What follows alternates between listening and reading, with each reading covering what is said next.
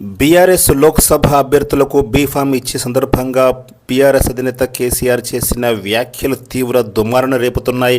ఎన్నికల తర్వాత రాష్ట్రంలో కాంగ్రెస్ ప్రభుత్వం కూలబోతుంది అంటూ ఆయన జోస్యం చెప్పడం జరుగుతోంది. అయితే 104 సభ్యులున్న తన ప్రభుత్వాన్ని బీజేపీ కూల్చడానికి అప్పట్లో ప్రయత్నం చేసిందంటూ ఆరోపణలు చేస్తూ ఇప్పుడు 65 సభ్యులు ఉన్న కాంగ్రెస్ పార్టీని వదిలిపెడుతుందా అనే ఒక ప్రశ్నార్థకంగా మాట్లాడుతూ తన ఎమ్మెల్యేలను బీఆర్ఎస్లో కొనసాగేలా బుజ్జగింపు చర్యలకు పాల్పడుతున్నట్లుగా మనకు కనిపించింది.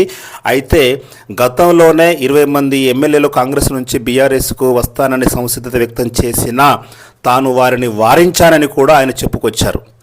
ఒక పక్క ఫోన్ ట్యాపింగు, మరో పక్క కాళేశ్వరం అక్రమ వ్యవహారాలు ఇవన్నీ కూడా చుట్టుకుంటున్న సందర్భంలో 20 మంది ఎమ్మెల్యేలు ఒకవేళ బీఆర్ఎస్ పార్టీకి కాంగ్రెస్ నుంచి నిజంగా రావడానికి సంసిద్ధత వ్యక్తం చేస్తే మరి బీఆర్ఎస్ అధినేత వారించడం అనేది ఎంతవరకు వాస్తవమో మనం అర్థం చేసుకోవాలి.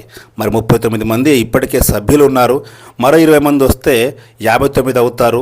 ఎలాగూ ఎంఐఎం అతనికి సపోర్టుగా ఉంది కాబట్టి ప్రభుత్వం ఏర్పాటు చేసే అవకాశం ఉంటుంది, ఈ కేసుల నుంచి తప్పించుకునే అవకాశం కూడా ఉంటుంది. కానీ వారించానని చెప్పడంలో ఎంతవరకు వాస్తవికత ఉందో మనమే అర్థం చేసుకోవాలి. మరి బీజేపీ పార్టీ కాంగ్రెస్ ప్రభుత్వాన్ని కూలిస్తే లాభించేది బీఆర్ఎస్ఏ అంటూ బీఆర్ఎస్కు భవిష్యత్తు ఉందంటూ తన ఎమ్మెల్యేలను బుజ్జగింపు చేసే ప్రయత్నం చేశారు.